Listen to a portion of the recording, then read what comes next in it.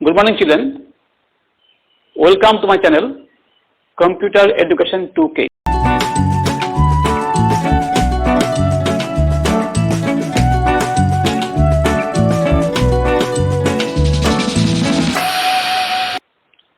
Today I will discuss the switch case statement of Java. Whenever you go to any restaurant, okay, they gave you one menu card and then there will be some options. From those options you have to select any one. Okay, so if you want to generate that kind of program, okay, in Java or in Python or in C++, you can use the switch case statement. You can use the switch case statement. The switch case statement is used to create a menu-driven program. Means whenever you will run the program will show you some menu and you will be able to select any one option. As you select any one option from the menu card whenever you go to any restaurant. Okay, so that kind of program, if you want to generate that kind of program, so that can be done in Java using the switch case statement. Okay, so first of all, let us see the formula, the syntax of switch case statement. Okay, so first you have to write switch, then within bracket you have to give expression or variable. Okay, then you have to give curly bracket, then case constant. In constant you can write 1, 2, 3, 4 or A, B, C, D, anything. So case constant, and then statements. Statements means all the lines of the program. Then break, then case constant, then statements, then break. Like this you can have many cases, and in this case you can write your options. Okay, so case constant, then statement, then case constant, statements, and at last you can write many cases, and at last you have to give default. Okay, default. So this is the syntax of switch case statement. Okay, so now let us do one program in switch case statement using the switch case statement. Question is, write a program to enter two numbers and find the sum, product and difference. Okay, using switch case statement.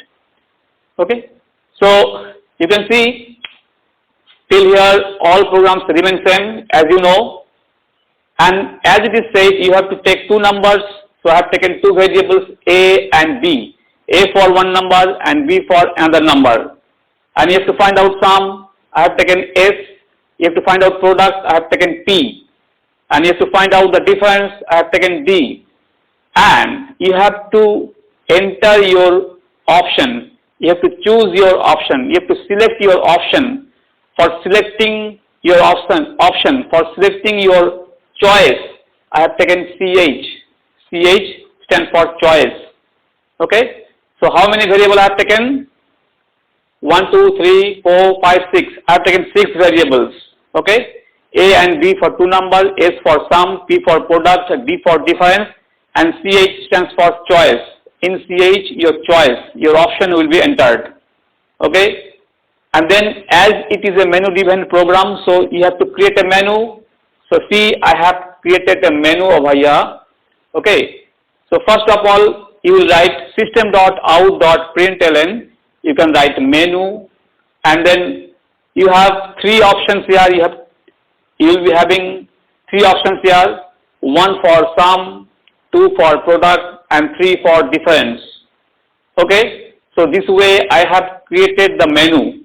Okay, and then I have to enter any options.